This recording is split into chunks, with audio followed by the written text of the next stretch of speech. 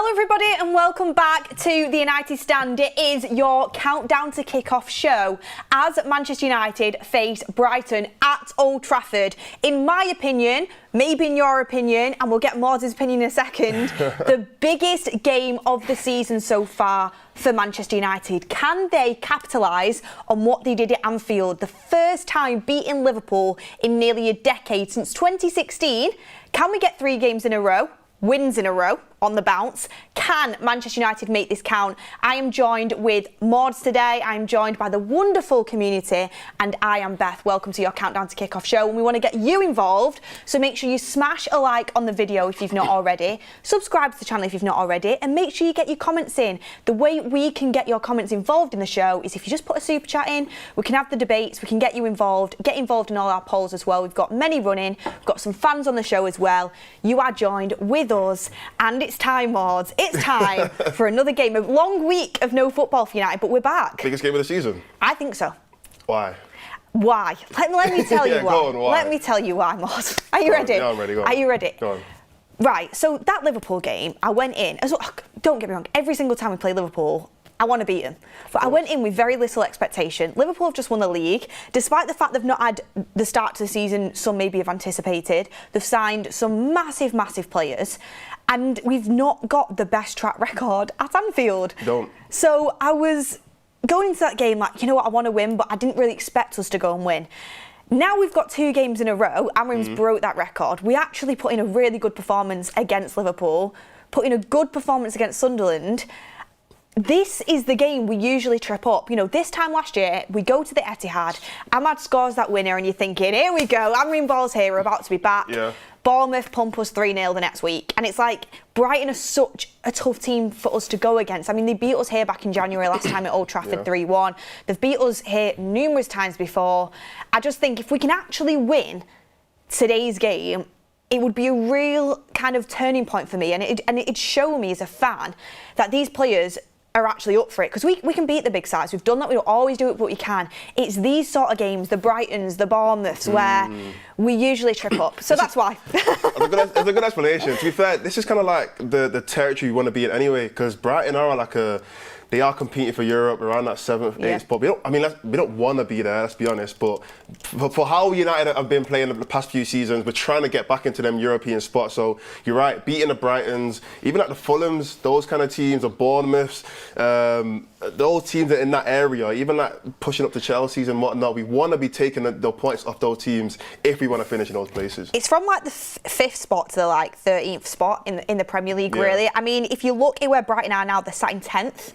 Which is in and around where they usually are, but they're a very, very good side, and they've had our number a few times. And I've got an interesting stat to actually bring in straight away, Mordzs, and I wanted to bring it in so you guys, whether you're listening, whether you're watching, wherever you are, and us as well, we can understand the context of where we're at with Ruben Amorim. So I wanted to bring this stat in because Ruben Amorim's win percentages against the big 6 sides, 27.7%.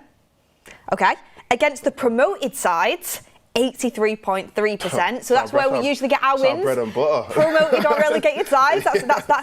It should be that high though. Brush. It should be that high. Yeah, it should, and that's another brush that Ruben Amorim's been kind of tarnished with, is the fact that you only beat promoted and relegated sides. Well, our big 6 percentage is pretty decent, especially if you compare it to the likes of, for example, Arteta doing really well with Arsenal. He's still not won at both the Etihad and Anfield, you know, Ruben Amorim has. So you look at it like that and you think, okay, big 6 sides, we're doing a decent job versus everybody else. So that section of the league between the big 6 and the promoted sides is 16.7%. Ouch. It's that area. So games like today are important. But that is the bread and butter of the Premier League, really. That's how you get consistency. You got to be able to take on those teams. And realistically, look, if you're a team that wants to finish high up in the table, you want to finish in a Champions League spot, those teams, you should be going to every single one of those games thinking that you can win. I understand if you go and play Arsenal, you go and play City, you go and play Liverpool, if you're a bit like 50-50, because they are top elite teams in Europe. So it's always going to be a difficult game regardless. But you should always go into those games, like I said, the Fulhams, the Brightons, the Brentfords, Crystal Palace, like you should, and Nottingham Forest, you should be going to those kind of teams thinking we have a good chance of winning because we're a good team. So the fact that it's 16% is a bit disappointing, but I feel like we can build it up and then we can bring that percentage a bit higher.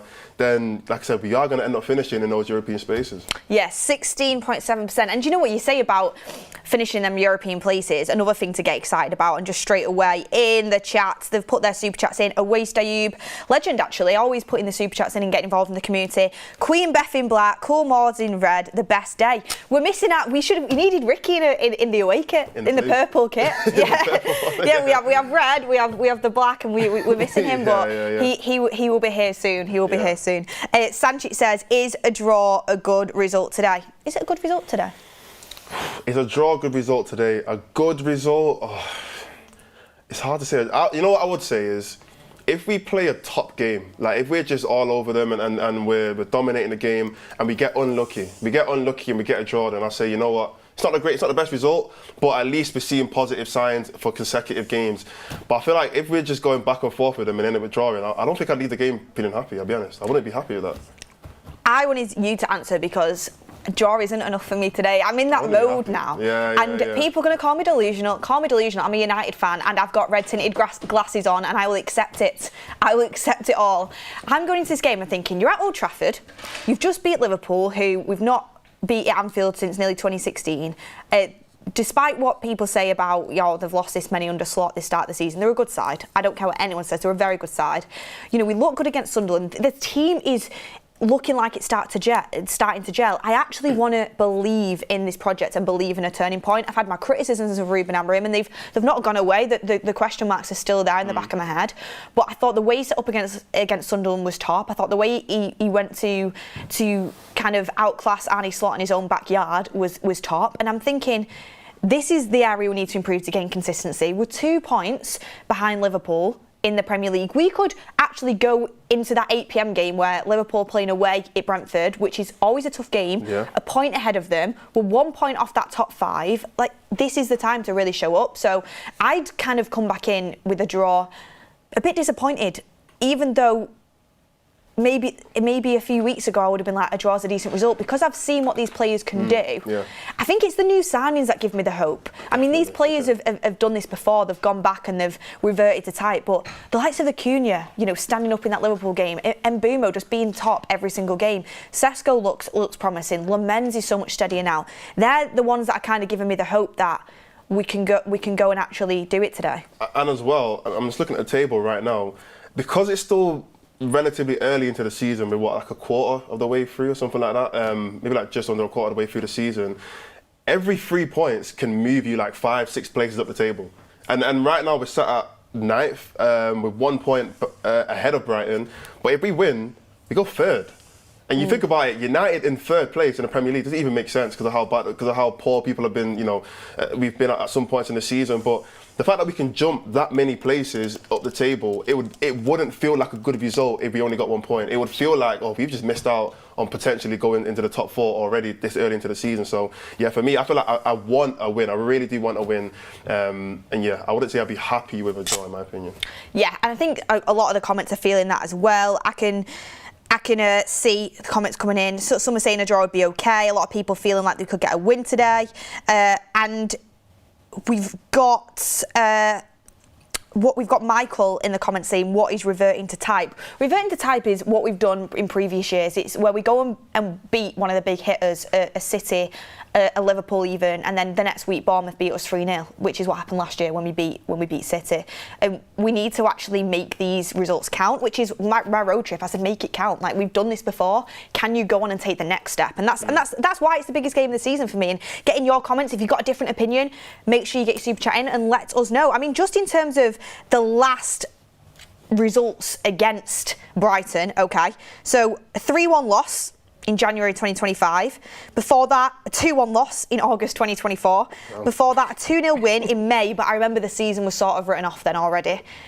So, I mean, we won that game, but again, it was one of them where it wasn't massively convincing for me. I remember it to this day. Before that, in September 2023, it was a 3-1 loss, and then May 2023, it was a 1-0 loss. So it's loss, win, loss. We've only beaten them one time in 5 games? Yep. Wow. So we deserve a win today. Tables are turning. People always say that, like, Brighton a bogey team. Shouldn't a bogey team be a team that, like, they're supposed to be worse than you?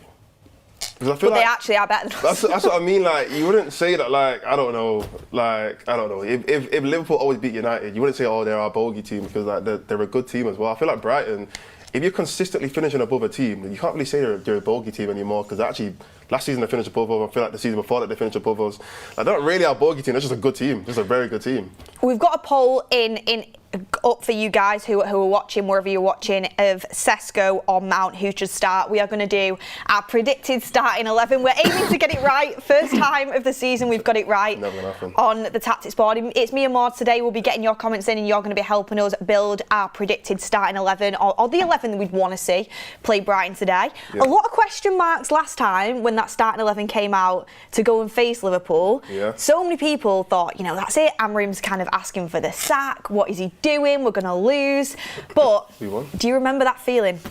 That Harry Maguire had a feeling. It was a good feeling.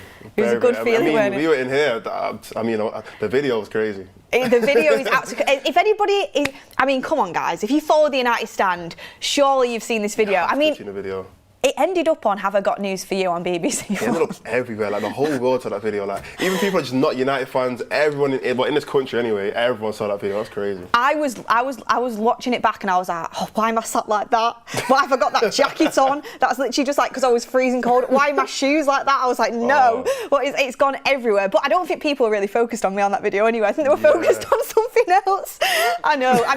Guys, we won't leave you in anticipation too long. Poor Finn. It comes in for a day from uni to come and see how things were. Next, he's viral everywhere, bless him, with his suit shoes on as well. Biggest first day you'll ever have in your life. You'll never get better than that. And he's viral everywhere. But there was a standout performer in that video, and I want to see, can we bring this feeling back today? I think we've got the video. Let's play it for everyone. Let's do it. Let's play it.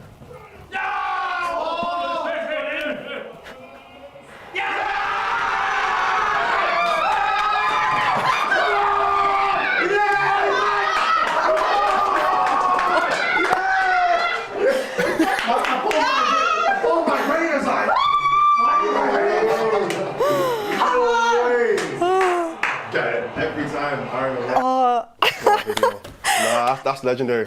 I have watched that video so many times. The amount of people that have messaged me with just like a screenshot of Ricky being like, what is going on? I was like coughing. I had like 5 people messaging me saying that video was on Have We Got News For You on BBC. I was like, what? I was like... how many views did it do? Like 10 million or something Millions. like that? Yeah, that's the best video I've seen from you. Do you know what it is? Videos like that are so good because they're so natural. Yeah, and in the moment, everyone was just so natural. We weren't even thinking that the camera's even in the corner. I forgot the camera's even in the corner. I know. And then you watch it back and it's like, first like, great celebration video. Next thing you know, it's like... Ricky's just vibrating in the corner. I'm thinking, why is he vibrating? And the thing is, like 5 seconds later, he stood up and started shouting because I think Cunha must have got a tackle or something, and he just went crazy again. So, oh yeah, good moment, man. Can we? Like I said, biggest game of the season. Can we actually bring that back today? Yeah. Who knows? But who knows? Mordzs. Yeah. Do you know what time it is? Do you want to have a guess what time it is? It's about 3:45. Pardon? I don't know, what time is it? I was going to say it's nearly time for you to go over and do your predicted 11. It? Oh, I didn't know that. It's nearly time. We're gonna go off in a second, but before that, let's just see what people are saying in reaction to that video. I'm just like, Ricky shaking. Ricky powering up like a Super Saiyan.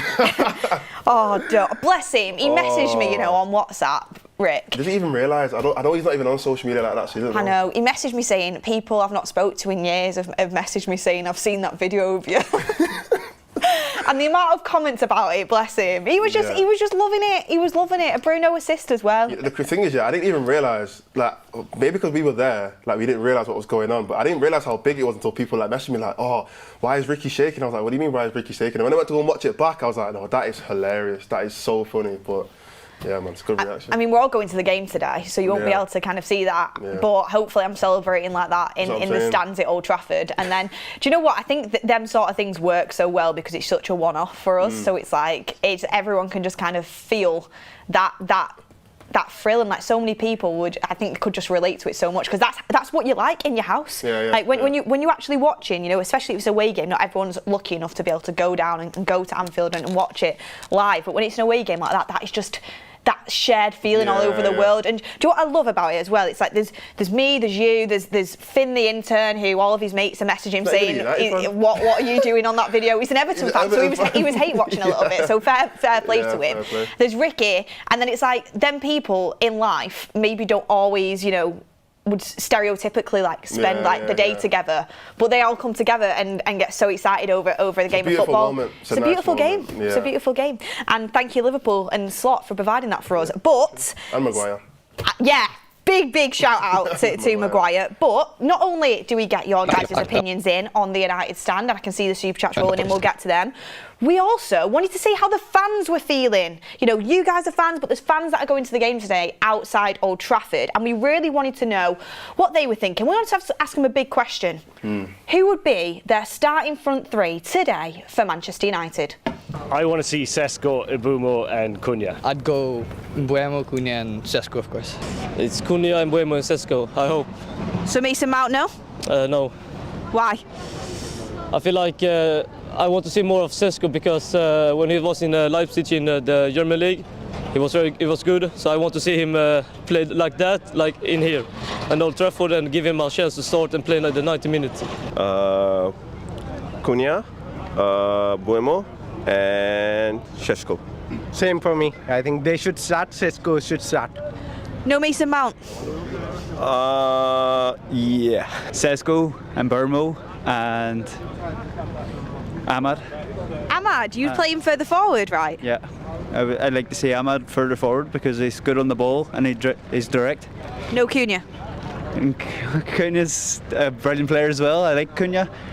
It'd be hard to fit them both on. Mbeumo, Cunha, and I think you should put Mason Mount up front again. Should Harry Maguire start this game? Absolutely. After that Liverpool game, there's no reason why he can't start. I would, yes. He's been brilliant and he's been consistent the last weeks in the games. I think he's very, very good. I will start him, of course. Why? It's been really great the last couple of games, and I think it's been a real role model for the whole team. I think there's no harm in starting him. You know, I think there's quite a few good centre backs there now, and I think no issues with it. No, I wouldn't today. No, he's injured, isn't he? Is he back? He's touch and go. For listen, yeah, exactly. So I'd start De Ligt, Euro, and then we've got Shaw, of course. I'd start those three for now.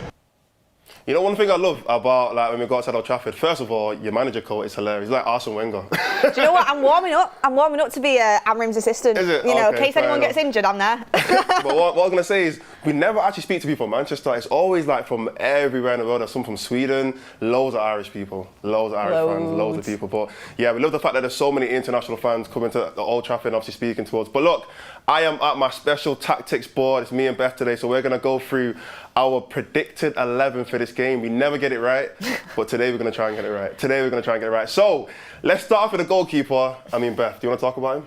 I mean, you might as well just write it in already. I mean, there's literally nothing else you can put in. And did you see Ruben Amorim in his press conference basically said how surprised of how good he was? He's surprised at how good he is, how well he's settled in, because he said it's a huge pressure coming to Manchester United right now, especially with the goalkeeper situation.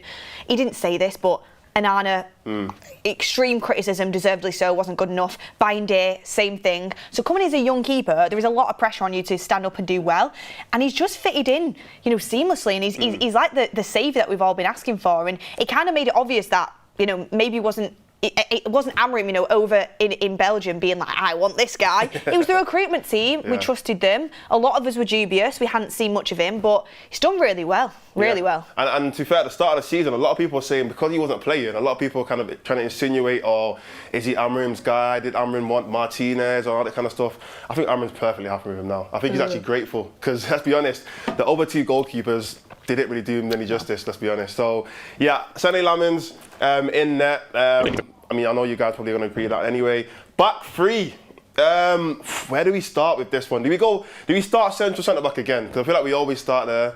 But I feel like there's a bit of a difference today because, I mean, we're going to talk a little bit about it, but De Ligt or Harry Maguire? Who do we put in that back three in a central centre-back position? Because it gets a bit confusing depending on who you put where and where do we start. So, go on, Beth. Who are we starting with? I think the big question is, and I'm not on my phone as you're talking to me, I'm looking at the poll results from our Instagram. If you want to get involved on our Instagram, the United Stand TV on there, and you can vote in the polls that we've currently got up. And I wanted to bring in our Instagram followers' thoughts on this one, because I knew we're doing this segment. And I think the main thing that a lot of people are talking about now is Harry Maguire or Lenny Yoro, because they're both in and out of that back three. Usually De Ligt and Shaw start every game, like under Amorim anyway, because he wants a left foot on the left. That's going to be Luke Shaw.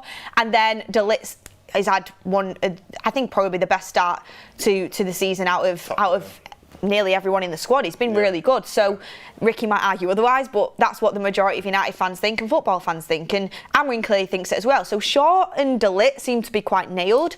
It's Yoro and Maguire who keep alternating in and out. So people, I would say, overall, if you add up all the games, probably would lean towards Yoro. I think the majority of the fan base, if you don't agree, maybe comment and let me know why. But based off the game against Liverpool, and then also you look at the Chelsea game when Maguire did really well as well, I mean, Harry Maguire's got a serious kind of arm in the air saying, hello, I'm literally, I've won you the game at Anfield, I'm playing really well. I know there was rumours he had a slight knock in the week, but I think the big thing is it going to be Yoro or Maguire? I mean, Yoro's cameo was excellent at Anfield as well, so he's going to be kind of thinking, look, I'm doing enough to get in the team. I mean, vote in the live poll, but the Instagram followers have said on this one, 65% Yoro, 35% Maguire, after his winning goal as well. I actually will say though, before that Liverpool game, it wouldn't have been that close. I think it would have been like 80, 90% Yoro and probably like 10% Maguire. I think before the Liverpool game, a lot of people are leaning towards Yoro, but I mean, you score a winner at Anfield, you're going to get a lot more people on your side. How can you not say Maguire after that winner?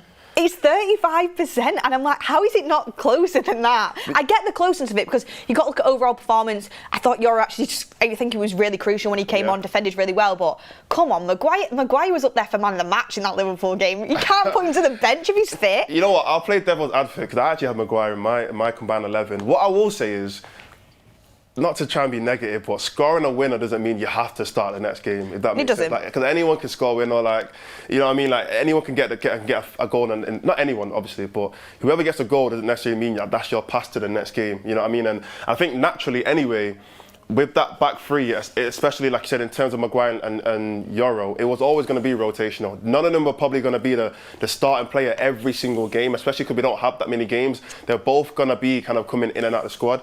And I think it actually depends on who we play against. I feel like when we're playing against a team that has more possession and they're going to be completely just pelting us, with loads of crosses and trying to get the ball in the box, Maguire, when it comes to that's his bread and butter. He wins every single header. He's super clean in the box.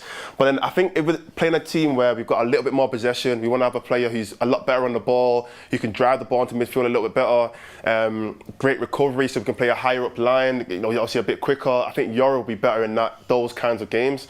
So, I mean, in saying all that, I would put Yoro in this team just because I think Brighton, we might have a better game than compared to Liverpool. Because let's be honest, Liverpool were on us for the majority of that game.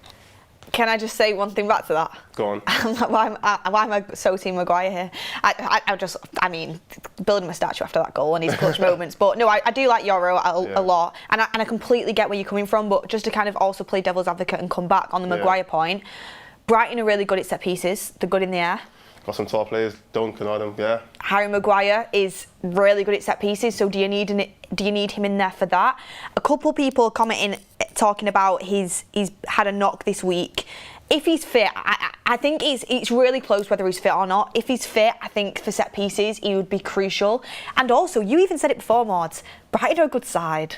It's not as if you rocking up and playing a Leicester City. Like, they are a good side. So, as much as you could say we're expected to take the game more to Brighton, I think we are, because we're at Old Trafford and the fans will be expecting that. But they press really well, they hunt you down, and that them balls coming into the box, I think Maguire could mop them up. But we'll let the community decide this one, because we're a bit torn. You'd go Euro, I'd probably edge it towards Maguire. Yeah. So let the community decide. I'll let that poll run a tiny bit longer. I mean, I'll put Luke Shaw in. Yeah. Just because he's definitely going to play. Did you hear as well, Mordzs? And I thought this, and I noticed it, and that might just be me kind of because I'm such a big Luke Shaw fan.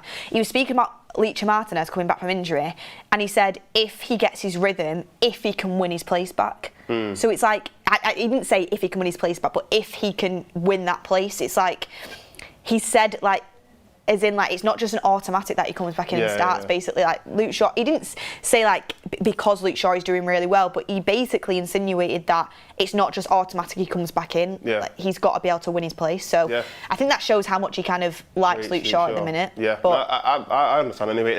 It wouldn't actually make sense to just put Martinez straight back in the team, because you have to warm him up a little bit. He's not played any game this season, even last season, pre-season, so it wouldn't even make sense for him to just walk into the team straight away anyway. So yeah, so I'm going to put Luke Shaw in. We're going to let that poll run to see who the other two players are, whether it's Maguire. De Ligt is going to start, but whether it's Maguire or Euro who is going to be playing, let us know in the poll. We'll probably come back to that in a couple of minutes. Let's go to the wing backs. I'm going to put Ahmad in. No complaints from me. Yeah, no complaints. I mean, talk a little bit about his game against Liverpool. I mean, top game, probably one of his best games this season.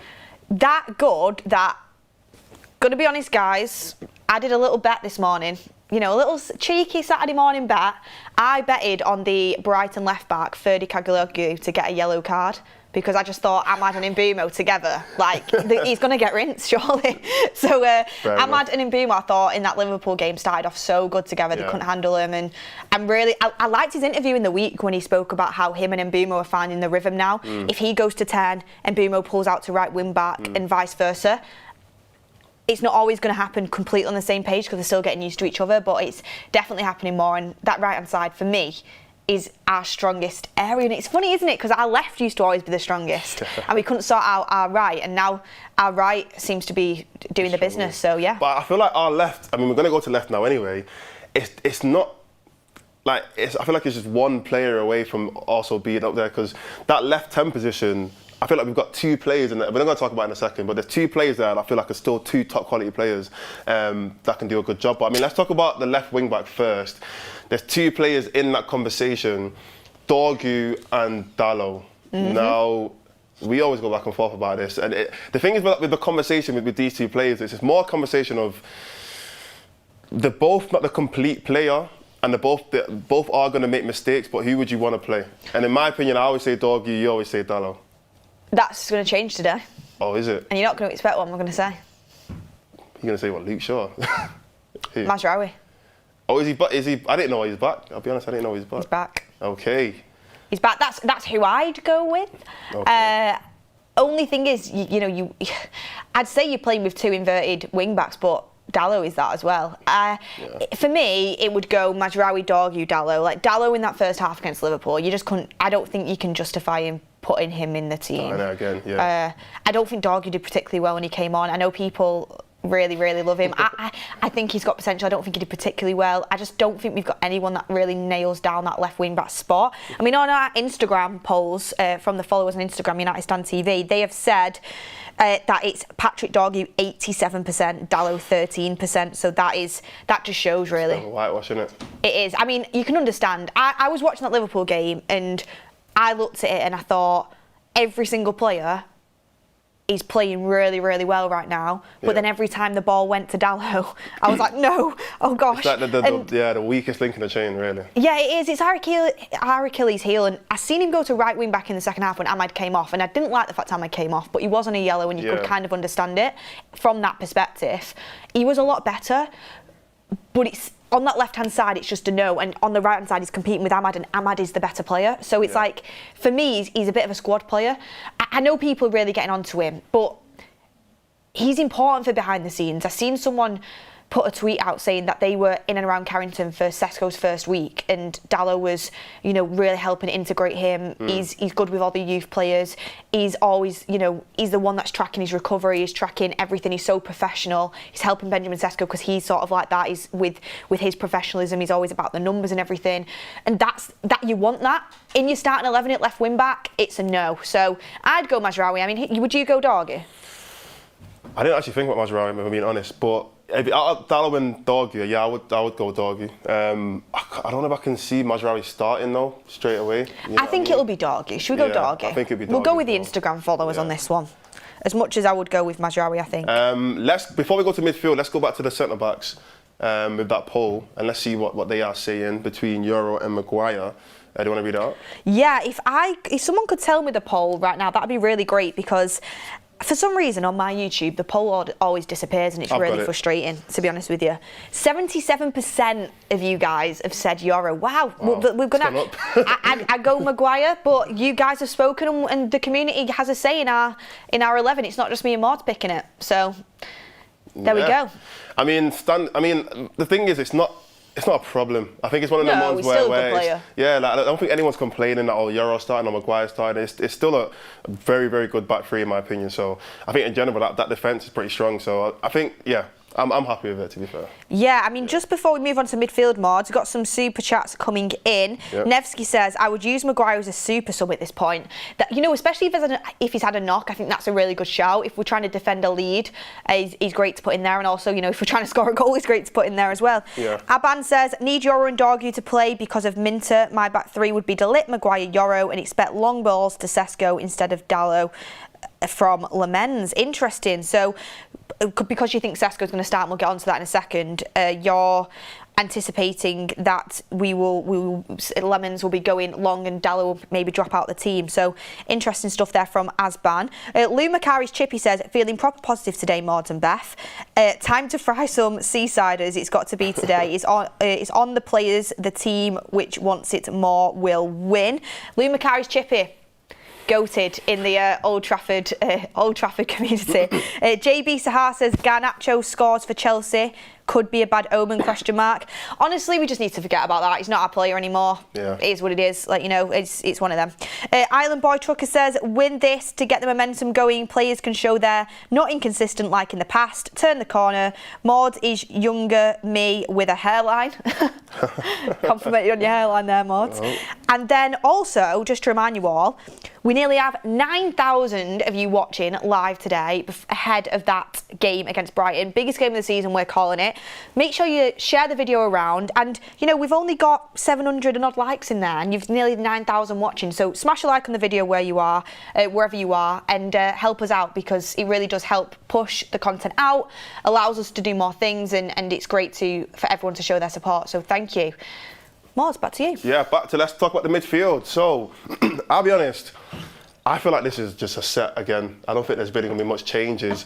Bruno Fernandes, that first half, I know he's your favourite player, but that first half was 10 out of 10. 10 out of 10. 10 out of 10. A great first half from Bruno. Considering how much criticism he's got so far this season, playing in this position. I mean, I'm even hearing talks that Saudi are coming back again, trying to buy him. And people saying they want to get rid of him. I think that first half, if he can do that again, but for the whole game, I don't see a problem why Bruno can't play in this midfield. But it's just he has to do it again. And that's the problem with Bruno right now.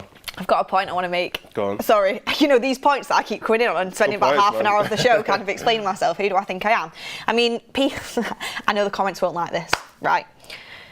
I know Mount's had a bit of a knock, but when Mount plays at left-sided 10, right, he drops in as an extra midfielder. Therefore, Bruno and Casemiro look better because they've got more help.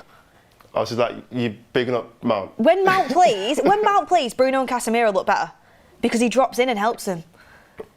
Honestly, it's something I've noticed. I can't think of any games, but I'm trying to think of. Well, the Liverpool one for a start. Yeah. But also on Bruno, I also want to come in on Goldbridge a little bit on this, because I was watching his morning show. You know, we watch all the shows on here, and he was saying, you know, Bruno played rubbish in that Liverpool game, and I thought, second half, I admit, like, it wasn't very good, needs to be subbed, but that cross for Maguire was just exceptional. But apart from that, like, the second half, he was a bit poor.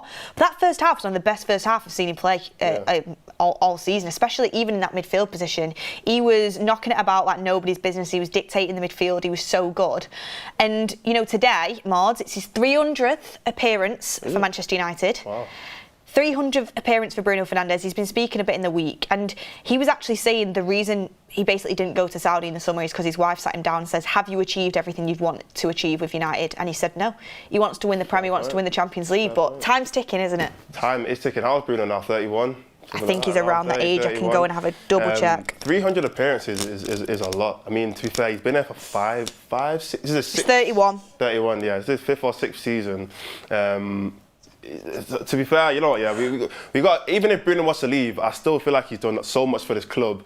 I would still see him as, maybe not, let me not say a legend, but I see him as a player that would go down in history for United in this era, this period of the last 5-6 seasons. Bruno Fernandes is the main name that comes up. So yeah, I'll put Bruno Fernandes in this team, and next to him I'm going to put Casemiro. Yep. Yeah, both of those players. Mad how we don't even speak about Ugarte Manu anymore, but it is what it is. It's just a myth. Like, yeah. Did he play against Liverpool? Did they play against Liverpool? I think they both came on. They both came on, innit? Yeah. But yeah, whilst I'm writing those two down, let's talk about this left 10 position, Cunha or Mount. I mean, I want Beth, you to talk about it. Or Cunha play up front. And then Sesko. Tell me your front three then. Go on, tell me your front three. My front three, if everybody is fit, is Mount, Cunha and Mbeumo. And I'm so sorry because I really like Sesko, but you can only play 11.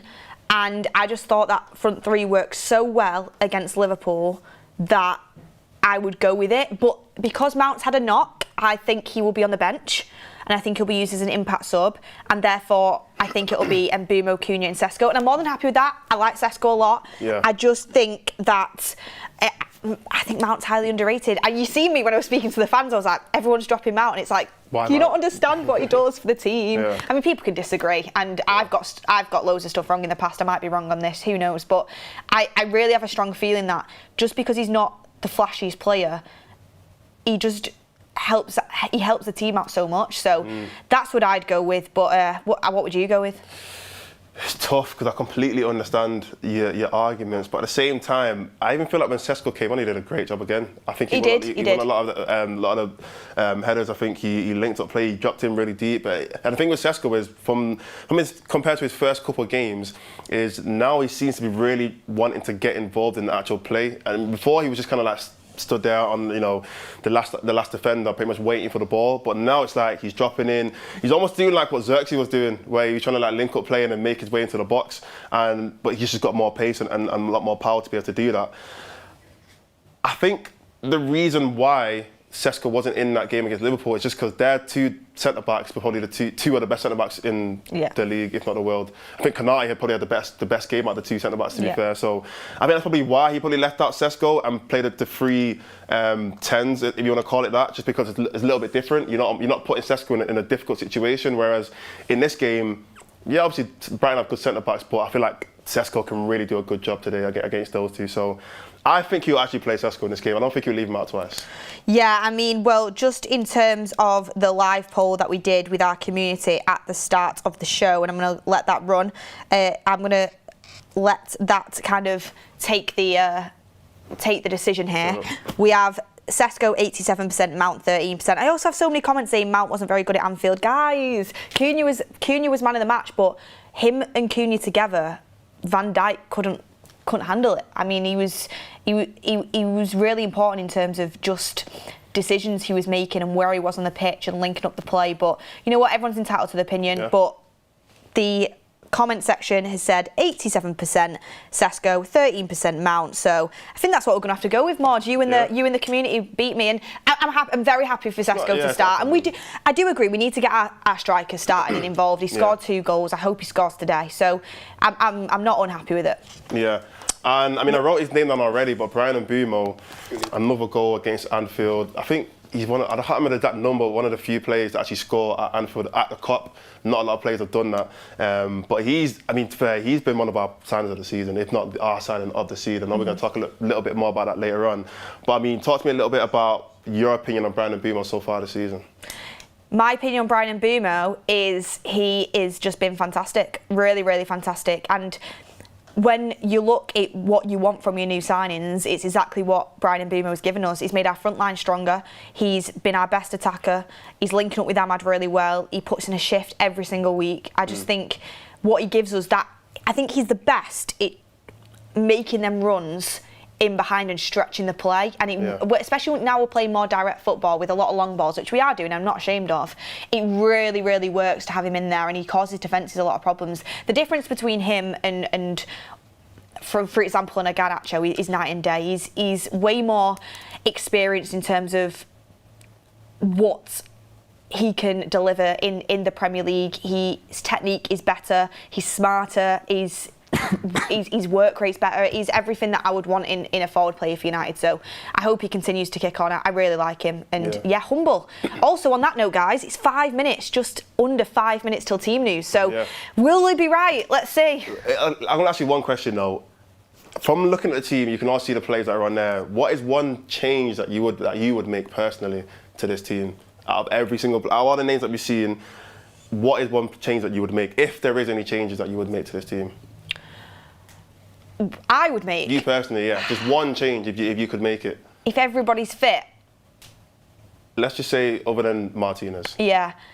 I'd probably play Mazraoui instead of Dorgu. Okay, yeah. Or I'd probably play Maguire in the back three somewhere if he's... I think it's hard. Yoro's good. It's difficult. I think it's a good team. Like I said, I'd probably go with Maguire over Yoro. I'd probably go with Mazraoui over Dorgu. And I'd probably just pick Mount over Sesko if I was picking. But I still think that's a really good team. And that says a lot about how our team's performing and the depth we've actually got now because of our signings. Yeah. I mean, Ricky's messaged me. He's obviously watching. Love you, Rick. He has said, I'll be amazed if Dorgu plays above Dalot. Dalot is better. Rob McCormack with the super chat in saying, if his name was Mountino, he would have 87% on the ball. The United Kitchen says, watching from Nigeria and love you guys. Small YouTube channel from Nigeria called The United Kitchen. We are growing because of the amazing support from here. United for the win today. Love you. Thank you very much, and good luck with your channel as well.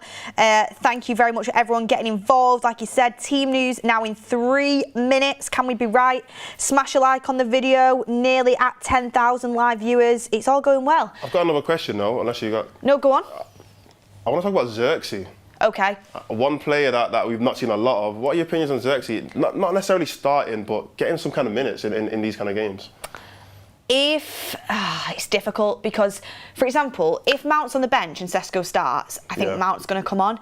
If Mount starts and Sesko's on the bench, I think Sesko's going to come on. So either of them two are just taking Xerxes' minutes up right now. Yeah. So I think it's difficult for him, unfortunately. Yeah. I'd like to see him I'd love to see him in a game like today, but we've got a lot of depth there. Fair enough. And even if, for example, you could even push Ahmad up into 10 as well. You could even push Ahmad up into 10, and then you can, bring the likes of a Dalot on or a Mazraoui on if you're defending. So I think it's difficult for him to get in right now. But yeah, what do you think? No, I agree. I made a video before saying that I do think it is in fact, there's one of my live shows that I did, I think on Wednesday. It's so unfortunate for Xerxes just because I feel like with his United career, it's been very up and down. There's one point where, obviously remember when he got subbed in that Newcastle game and everyone was almost booing him off, and it was a very, very low point for him.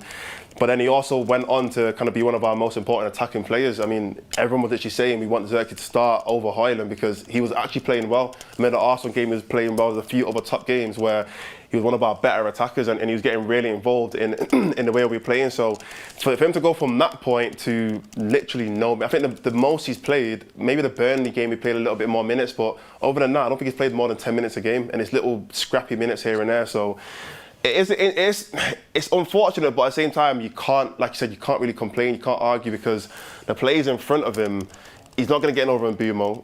Mount and Cunha are pretty much the only two players competing with that position, and they're both doing a very, very good job. And then he's not going to get over Sesko, is he? He's our new striker, so it's very where would you put him if you can't even put him in this team? He's not going to be in it, unfortunately. Yeah. But that just shows how much we've levelled up. But anyway, Mordzs, team news is literally in 1 minute, so get yourself over here. Let's do it. Get yourself over here. I'm feeling very lonely. We need you back. We've got some more super chats coming in from the community. Thank you very much, guys. Mabeen Atari says, how Onana isn't starting baffles me, Beth. Onana's starting over in Turkey. Let him be. And we're very happy to take Larmans and have him in goal instead. Pinar Edward Alexandru, I remember you from Bucharest. What a legend, great photographer. What's going on, guys? Let's give our guy a haircut. I would love to give the United Strand a haircut. Today would mark 3 in a row, and then you've got Forest and Spurs, and it gets spicy. Spurs is going to be the worst one. 2 away games is like tough, but he could finally be doing it. Do you know the last time we won 3 games in a row was that era in about February 2024 under Ten Hag? Do you remember? It's like Wolves, that Kobe Mainoo 4-3. Oh yeah, last minute winner. That was the last time, so it'd be great if we can kind of start getting a little run together. Just looking now to see if this team is in, guys, because I am excited to see where we're at here. Okay, so I've got team news, Mordzs. Are you ready? Go on. Can we get it right? So, the starting 11 for Manchester United. Oh, we were so close. We were so close. The starting 11 for Manchester United against Brighton is... You didn't get it. Seny Lammens in goal. A back 3 of Lenny Yoro, Matthias de Ligt and Luke Shaw. A midfield 2 of Casemiro and Bruno Fernandes. Wing backs of Ahmad and Diogo Dalot. And then a front 3 of Matheus Cunha, Brian Mbeumo and Benjamin Sesko. We were 1 player away and Ricky called it. And Ricky called it.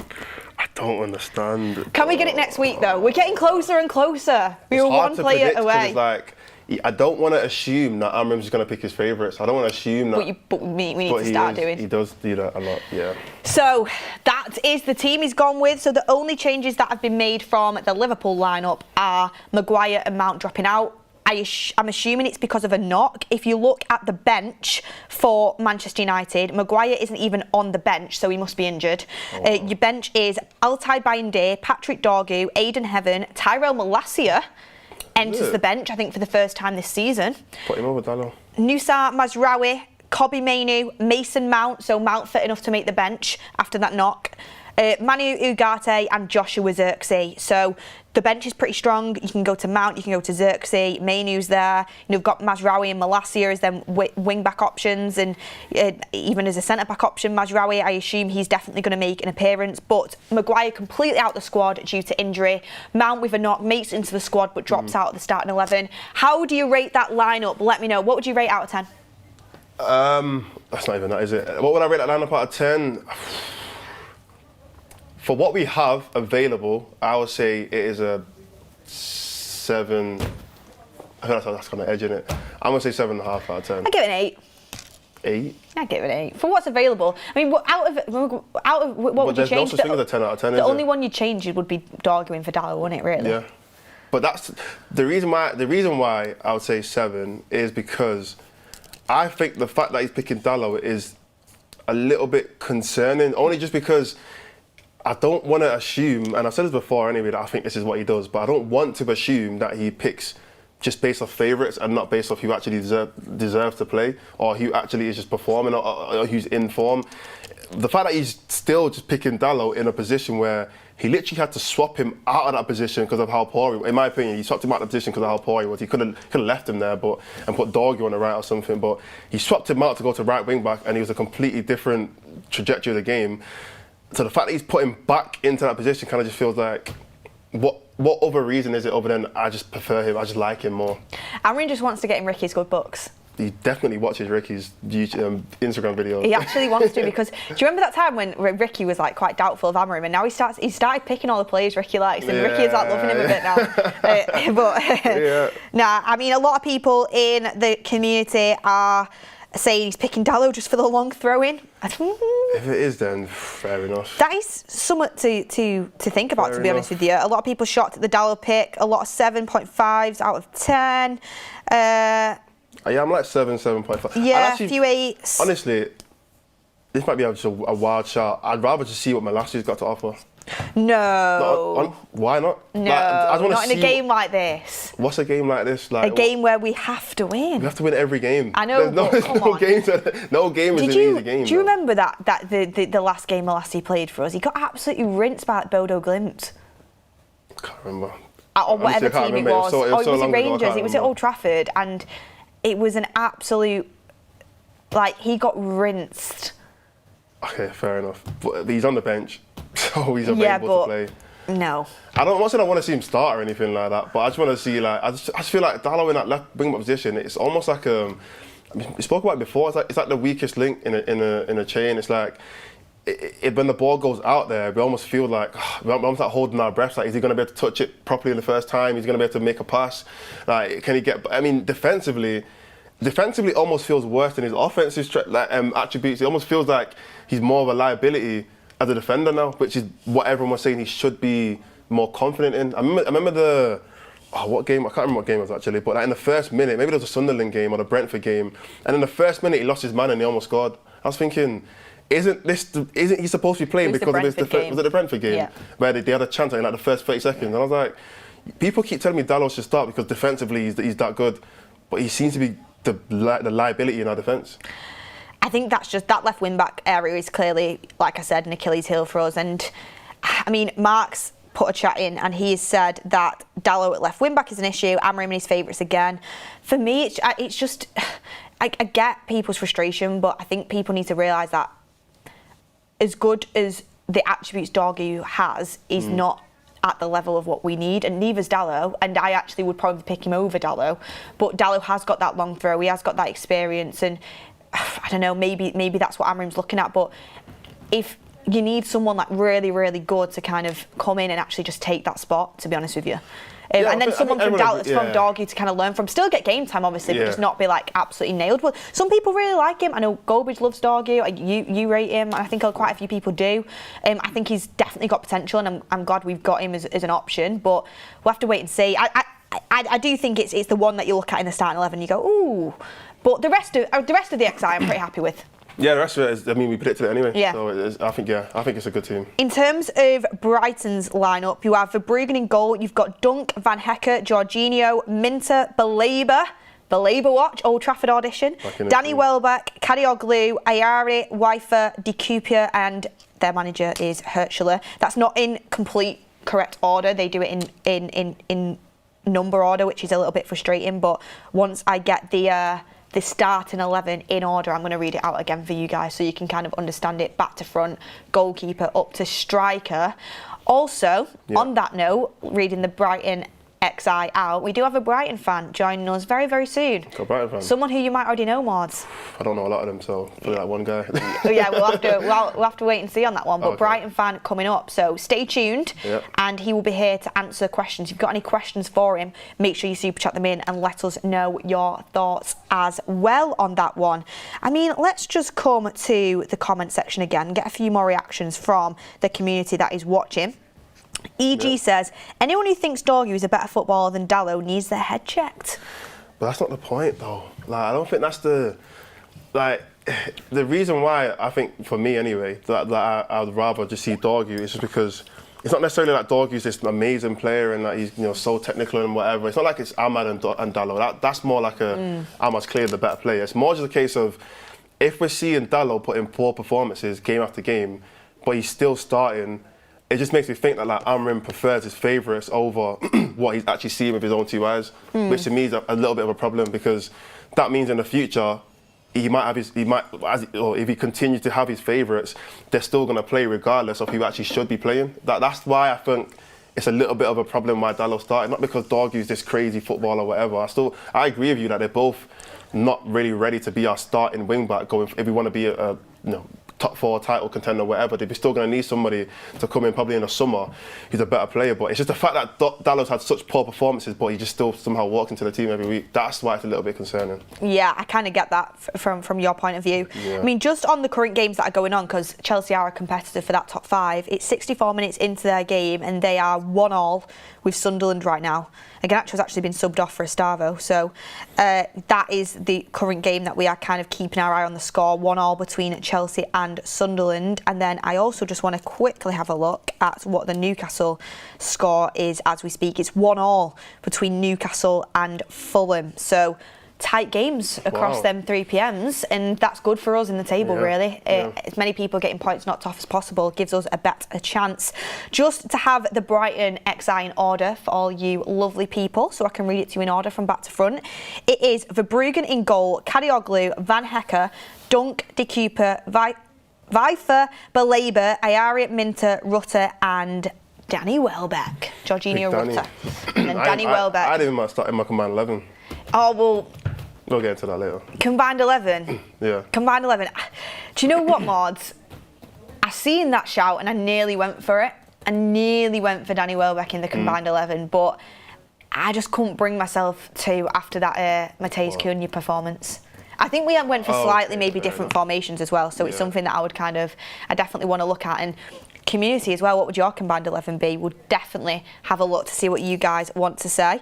But yeah, it's going to be interesting to see how people's thoughts maybe change when we play this Brighton game, because straight away, before that Liverpool game, combined 11 is usually, loads of Liverpool players because people aren't too confident in United. Now we're going into this game, we've just beat Liverpool. Everyone's like, oh, it's all United players. I think Usman put all United players into his combined 11. So people's heads swivel pretty quickly on that one.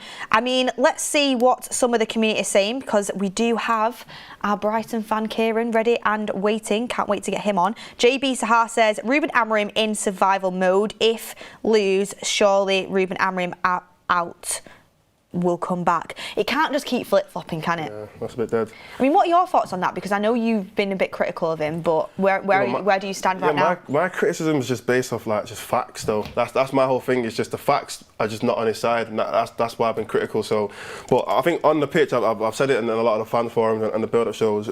All I want to see is consistency, because one game can, like you said before earlier in the show, one game could literally just mean nothing, and we could end up going back to being in a bit of a rut. So I just want to see consistency. I'm not one of those fans that will sit here and just be wrong and strong for the rest of the season. You know me, I flip-flop all the time. I love a flip-flop. I always say that I'm wrong. I always sit here and say, you know what, I was wrong, I hold my hands up. So I actually want Amorim to just prove me wrong. Prove me wrong. Just show me that even though the numbers and the results and the scoreboard and whatever, that looks pretty bad, just prove to me now, from now going forward, that, you know what, that was just a storm, and that there is something better that's coming. So yeah, that's my opinion on him.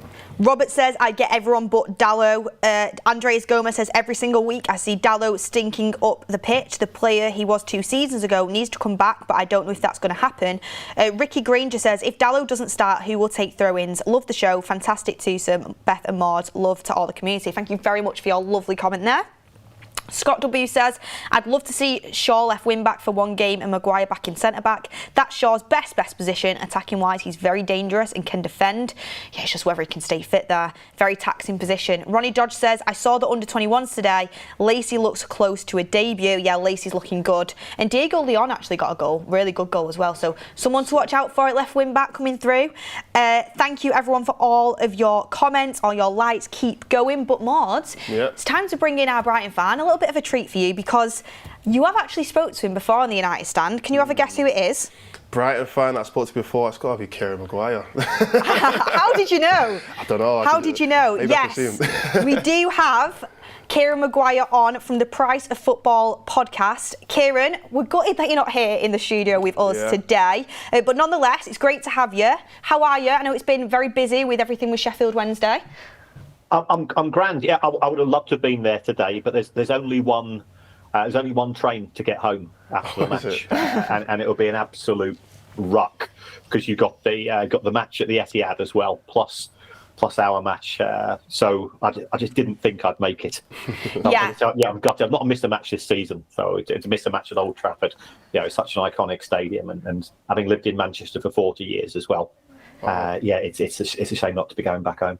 Yeah, I can understand that, especially because Manchester is such a good city. These games are always good for you guys. You usually get a win at Old Trafford, so I can imagine why you're a bit gutted you're not here. But also the public transport and the trains, you can't always rely on them. So good choice today. But hopefully next time we can have you here in the studio with us. But thank you anyway for joining us. Want to kick things off, and I want to ask you: are you confident for today against Manchester United? Do you think Brighton can go in there and get the win? No, I don't. We've been very poor away from home this season. We've not won in the Premier League, although in the Carabao Cup, all of our matches have been away and we won everyone 6-0. So it's sort of a bizarre contrast between the two. No Mitoma still. He makes such a difference, and having 2 out-and-out wingers is one of our strengths. So I think United have discovered a bit of a form. They've got into a bit of rhythm now, so they must be fairly hot favourites, and they've got the strength and depth in the squad, and they've not got distractions. So I sadly think I think United are going to win today.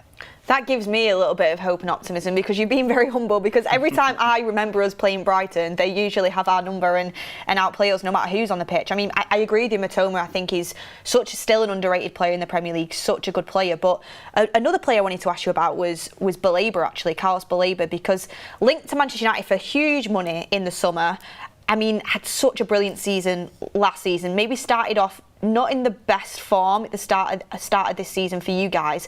What are your thoughts on him? Do you think he's ready to take that next step up to a side like United? I mean, I say a step up. You technically did finish above us last season, but do you think he's ready to kind of move to that sort of club? Yes, I think last season he was sensational. He's got an amazing engine on. He can go from one end of the pitch to the other. He can outpace people. He's strong in the air. He's a good tackler. He's a fantastic all-round player. And when Caicedo went to Chelsea, I think there was a big fear. Brighton lost Caicedo and McAllister at the same time. But Baleba came in, and in my view, he's probably slightly better than Caicedo at the same age. Caicedo's really in fantastic form for Chelsea this season, there's no doubt about it. But I think he's got one or two more things. This season, whether it's the distraction of such an iconic club as Manchester United being linked to him, Brighton will never say we're not going to sell a player, but that their stance is always the same. We'll sell the player at what we consider to be the right price, and they consider him to be as good as Caicedo. So therefore, you're looking at £110 million for the asking price. I don't think Manchester United wanted to go that far, and absolutely understand their position as well. So all of that noise has not helped. He has been off form. I don't want to depress you. Last week, by far, against Newcastle, it was by far his best match. He'd been hooked at half-time on 2 or 3 occasions earlier. Last week, he probably lasted around about 70 minutes, and he is certainly returning to his best. So I think he would be a huge coup for Manchester United if he was signed, and would certainly add to the strength of the squad and the team. I like that answer, because, I mean, I saw quite a few Brighton games last season. I just thought it was incredible. I mean, that City game really does stand out to me, and seeing him maybe not get off to the races this season, I was like, oh, is it just kind of one season things? But kind of hearing from you that you still kind of believe that from him is a good thing for us, especially because I think it's one that we probably will try again with when we go into next summer. I mean, Mordzs, have you got a question for Kieran? Yeah, I got a couple of questions for Kieran. First of all, how you doing? I'm good. Good to see you again, mate. Yeah, you're in a good conversation. I think I watched it live. Yeah, it was good. There's a lot of financial good insight. Yeah, good insight. But yeah, I want to ask first of all, Danny Welbeck. So for me, he's one of my favourite players, only just because he's from Manchester. He went to my school. He's from our academy, so he's one of the players that I've always liked. But for you guys, I mean, I think he's got 4 goals this season. He's been top for you. I think he had his most ever goals last season, and he's been in the Premier League for 17 years. So for him to actually hit his highest goal tally is incredible that late on in his career. So how important is he for Brighton, and how many years do you think he's got left at your club? Well, Danny's a leader, first of all. When Danny speaks, everybody at the club listens. So I think he's 35 next month. He is now probably in the best fitness. There's no doubt that had he been, I think, consistently fit at Manchester United, you possibly wouldn't have sold him. And his career at Arsenal was blighted by injuries. He is Brighton's leading scorer in Premier League history as well. But everybody I speak to at the club and everybody I speak to in the world of football, first and foremost, says he's a thoroughly nice guy. He is funny, he's humble, he's proud of his Mancunian roots. He's got time for the young kids coming through, and he's 3 years older than the manager as well. But he doesn't say, oh well, don't tell me what to do. He wants to learn. I think he's probably got this season and 2 more in him if he continues to maintain his fitness. We've also got James Milner, who's in his 40s, which gives people like me hope. Just for doing walking football. So Brighton do have this strange mix of some very old players and some very young players, and there's not that much in between. But that's sort of the strategy of the club. So yeah, I would, and also every time he comes to Old Trafford, he always gets a fantastic welcome, especially from the Stretford end, because as you say, they appreciate he's a Wythenshawe lad, isn't he? And he talks Manchester. Yeah. And he's not a Charlie Big Potatoes either. He's Danny Welbeck, and everybody loves him. Yeah, great. That's a great insight. You got a question? No, I was just going to say I love Danny Welbeck. I remember him when he was at Manchester United, and I think it's one of them where we could do with him now. To be honest with you, he'd be a great player to have around the place. But it's good to see him still doing well. But did you want to? Yeah. I mean, it's interesting that you said about how you have a mixture of young and old players. I mean, I think people also forget that Danny Welbeck's 35 and Balaba's 21, and the difference is like 14 years apart, and the two of your top players really. So you are right in the sense of that. There's a huge difference in age gap. But I do want to ask as well. What is the best matchup that you would say Brighton would have against United today? Like, which player would you say, or which, compared to obviously United, would you say, okay, that matchup, that little competition will be the best to see? Well, our best player this season has been Minte, the winger that they signed from Newcastle. Were in financial trouble last year, so they had to sell him, and he was good last year. And again, he's only 2021, so he'll be on the right wing. He's very, very fast. He likes to dribble at defenders. I think he's had more dribbles than anybody apart from Jack Grealish in the Premier League this season. So he'll be up against Luke Shaw. Is that right? Yeah, on the left. Well, yeah. Luke Shaw and Dalot. Yeah. So I think that you'll probably need two men on him, because he's one of those types of wingers that wants to go at people. So Dalot will have his work cut out, but I think it will be fascinating. I'm more concerned at the other end, where we've got a midfield player playing at right back. So I know you've got pace at United, so that's my fear. I think Brighton's defence are solid but lack pace, and that's where I think there could be problems. Maybe Matheus Cunha could target that area, playing on that left-hand side. I mean, Kieran, I wanted to ask you your thoughts a little bit around Ruben Amorim. I mean, him and Fabian Hirschler were speaking very highly of each other in the week. Both relatively young managers. Ruben Amorim at 40. I mean, Hirschler's early 30s, so he's very, very young. But what are your thoughts on Ruben Amorim? There's been a lot of discourse about, his Premier League record, him maybe not being good enough, the system not being right. Just as an outsider, do you think Manchester United are right to stick by him? Do you think he'll be successful?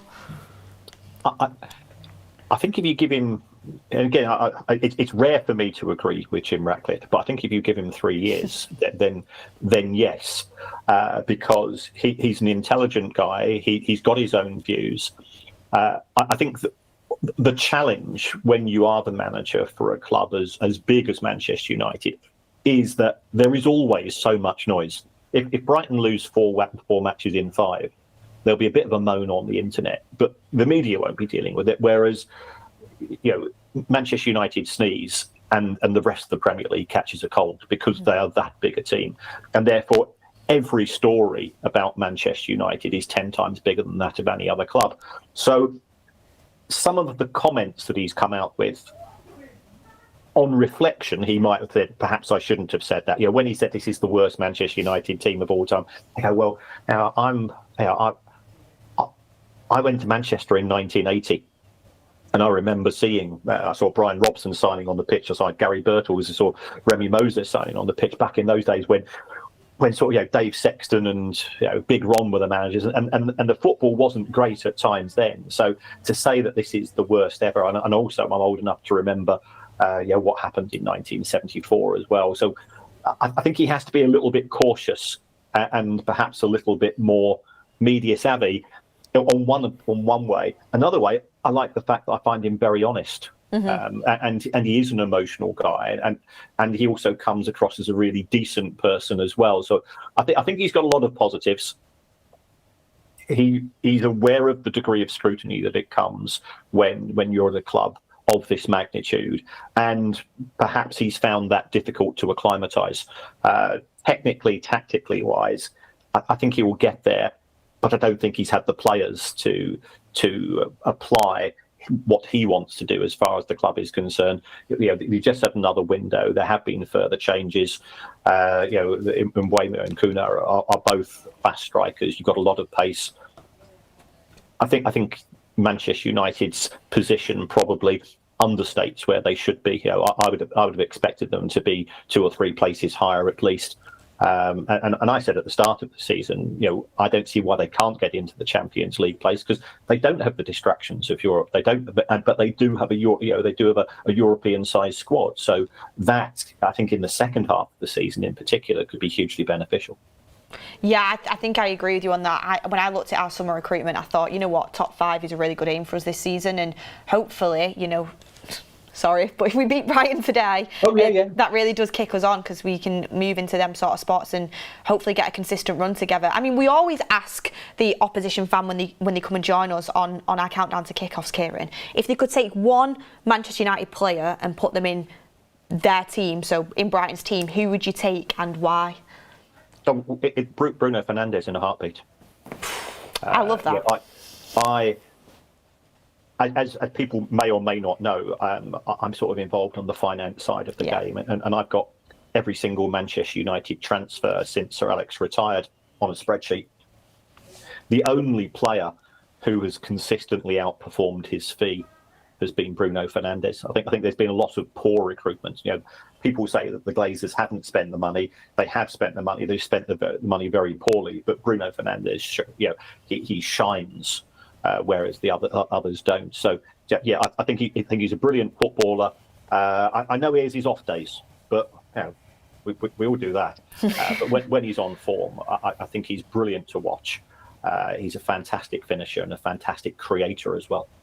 Yeah, and also as well, you say about off days, everyone has them, and he's never not there. He's so rarely injured or not available. He's near enough available every game, so I think that's an important thing to note as well. And yeah, I like your answer there. A lot of people did say Bruno Fernandes, and then this season there's been a little bit of a change up in people's answers when they're coming on. So I like the fact that you noted how much he's outperformed due to how many years he's been here as well.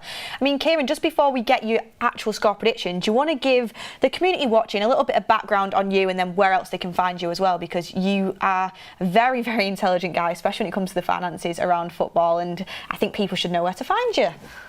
I do a bafflingly popular podcast called The Price of Football with comedian Kevin Day, and we started just at the time when Bury Football Club were being destroyed by the EFL. My hometown. And it's a great town as well. And it's it's got to be said, best black pudding in the world. I don't eat it, but I've heard it's very good.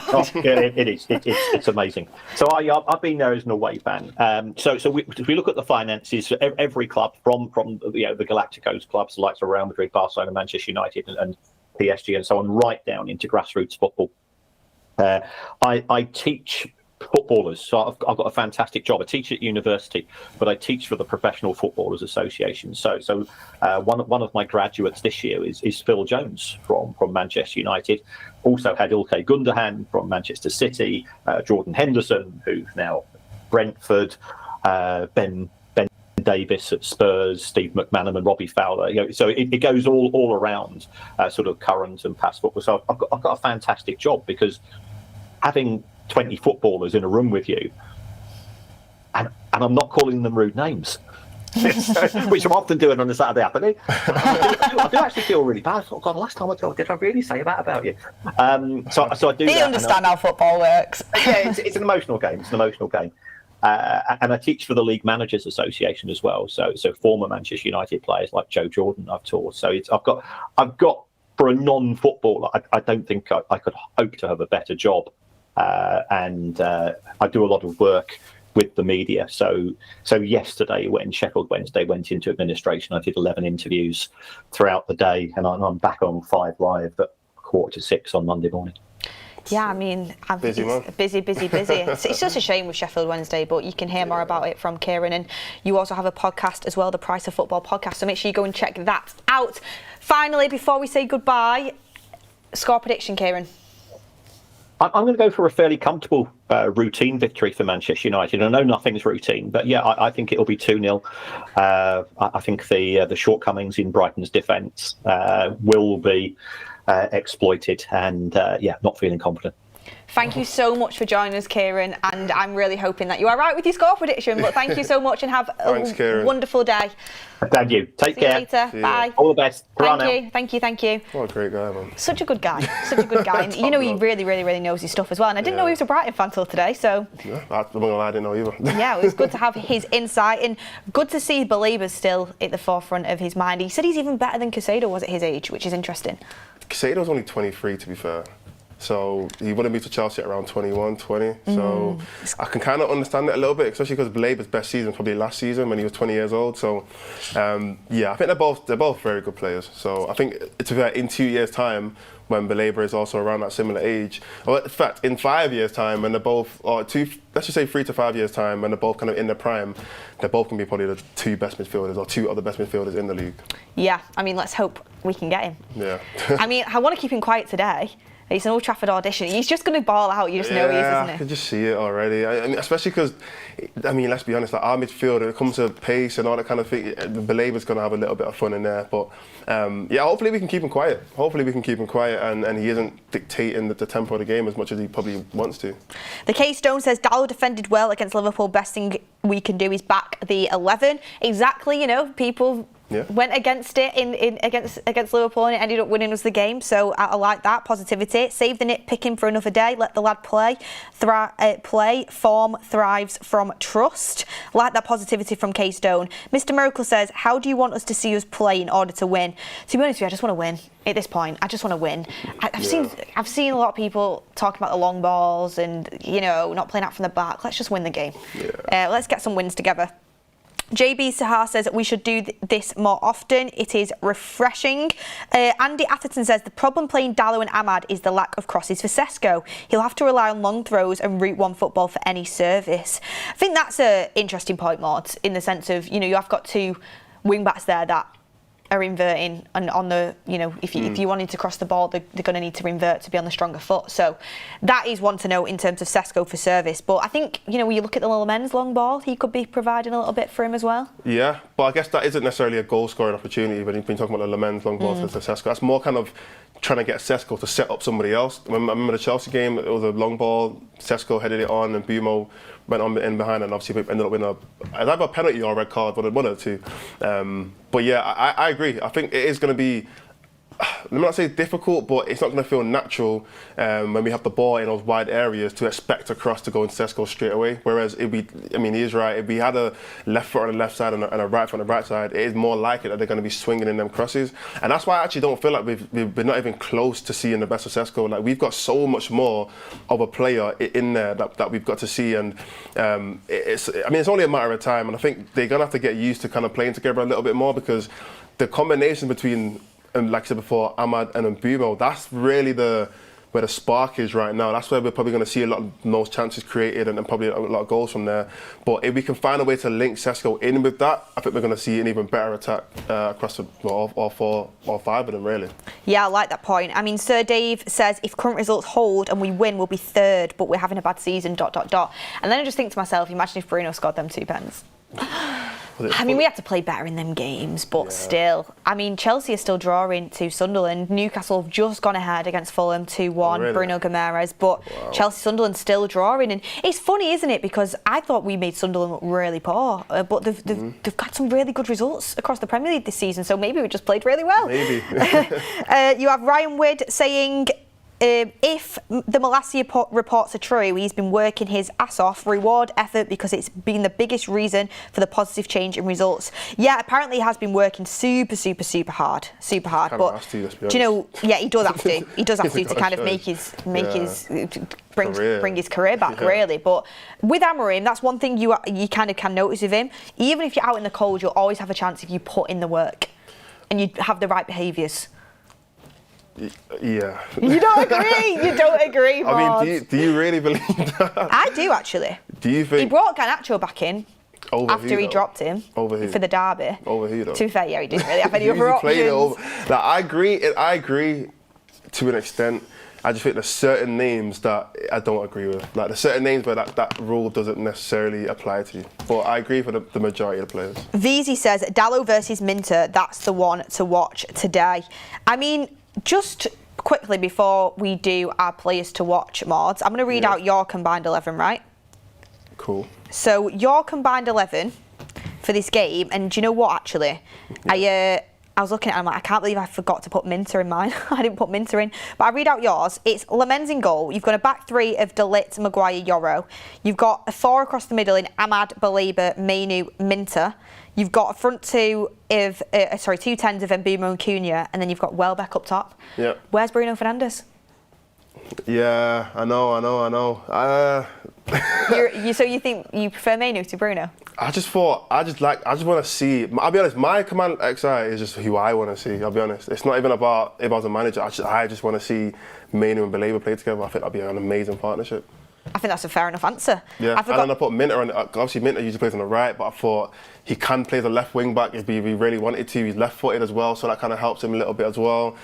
And then, like I said, Danny Welbeck's another personal choice. I just like Danny Welbeck. Went to my school, so I'm going to put him in the team. He must really trust Dalot, you know, because Minter is one of their biggest threats, if not their biggest threat. Yeah. He's up against him today. Yeah. I think that kind of shows his trust in him. And, you know, if Dalot does come through that test, then maybe people can give him a little bit of credit after that poor performance last week at Liverpool. And the one thing I would say, even though he was really poor when he played as left wing back, Salah didn't do anything. And that was his guy. So you've got to give him credit in that. Did Salah get a peep out of him? No. Yeah, but football's not that black and white though. Like Salah's probably not been in the best form all season. You know what I mean? So it's not like Salah's been firing and all of a sudden he comes against Dalot and Dalot shuts him up. You know what I mean? And I don't think it was that. I don't think that's how the game went. That's what I'm trying to say. But I guess give him credit for that anyway. Salah didn't really do much. Are you feeling positive, Mordzs? Yeah. You feeling a win coming? My score prediction is the best out of everyone, so I'm the most positive. You're the most positive. We'll get on to score predictions, but first I want to bring some of the fans outside Old Trafford score predictions in. Here's what they had to say. 3-2. 2-1 United. I think it's going to be 2-0 to United. I would say 3-1. So 3-0. I think we'll go for 3-0. I'm going to say 2-1 United. I think we're going to be 3-0 to Manchester. 3-1. Bruno and Ahmad.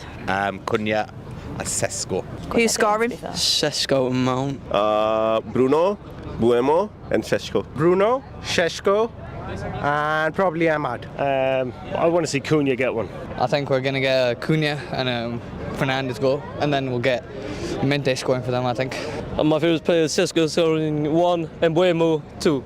Mbeumo, Cunha, Fernandes and Welbeck for Brighton. And then Ruben Amorim, do you think he's the right man to take Man United back to the top? I do believe, yes, he will take time. He's getting the players to play together, and it does take time for new players to take the time in the pitch. I think he is, yeah. I think he is. It's just, you can see that now he's got the players he wants. The football we're playing is a lot better. So with Sesko coming in with the proper number 9, you can see that the football that he wants to play, we can finally start playing. I would say, managers is not a problem for United. We just need to trust someone. We have changed dozens of managers after Alex Ferguson. So yeah, I would say give chance to Ruben Amorim, and I believe he can do. Yeah, but definitely I think he's brought a cultural change to United, and hopefully I think he goes on and is successful. I really hope so. I think he has to be given his time. Yeah, I really like him. He comes across well. Of course he is. What makes you think that? I just love his system. I think it's the most unique thing I've seen in a while, so I'd love it if it succeeded. I think so. I want to give him a couple of months, couple of games, maybe a year. But I think he's the right manager for United this time. Give him some time, man. I think it's going to be really great. What do you like about him the most? Charisma. I like that he says the right things at the right time, and I think he's the right guy. I just have a feeling. Woo! Sunderland! Sorry, the fans outside Old Trafford were absolutely brilliant. And you know how the vibe has changed? Like, score predictions for Liverpool, a lot of people are thinking draw or a loss, and then you go and beat them, and everyone's like, win, win, win, win, win, despite the fact Brighton have beat us last time at Old Trafford and have done it quite a few times. But while that VT was rolling of our lovely fans, Sunderland did get a last-minute winner at Stamford Bridge. It's not easy for everyone. It's not easy for everyone, man. Only the best teams can do it, so... Not everyone can roll Sunderland over at home. Literally. Do you know what I mean? Yeah, man. I had so many people saying, yeah, but Sunderland were just rubbish in that game. Have you seen where they're on the table? Sunderland are doing well. Let's not even underestimate what Sunderland are doing this season. Sunderland are doing very well. A lot of people are saying at the start of the season it's going to be 3 up, 3 down. And those 3 that have come up are actually not doing too bad. So, yeah, I think, Sunderland are already now. They're second in the league. They're going to go on to 17 points. They're second in the league. We just rolled over second in the league at home. That's crazy. Do you know what I mean? And today as well, if United beat Brighton, they will go above Chelsea. The same amount of games played. Are we level on points with City? Yeah, we're probably level on points with City. Oh, I'd love it. I love it so much. It's early days of the season. The league is wide open right now. It really is. So, chill until we play, says Joshua. That's good advice, actually. That is some good advice. I mean, I've seen all the chat going wild, so we had to bring it in. I can celebrate that, but watch us going absolutely... We've been in this position before, and it's like, then we go and mess it up. I mean, what's your score prediction, Mordzs, for today? He's going to be shameless. I said 3-0. 3-0. You know what it was? I was outside. It was warm. The sun was out. I was like, you know what? Why not 3-0? And to be fair, you know what it is? The reason why I say 0 is because I felt like Sene Lammens deserved a clean sheet against Liverpool.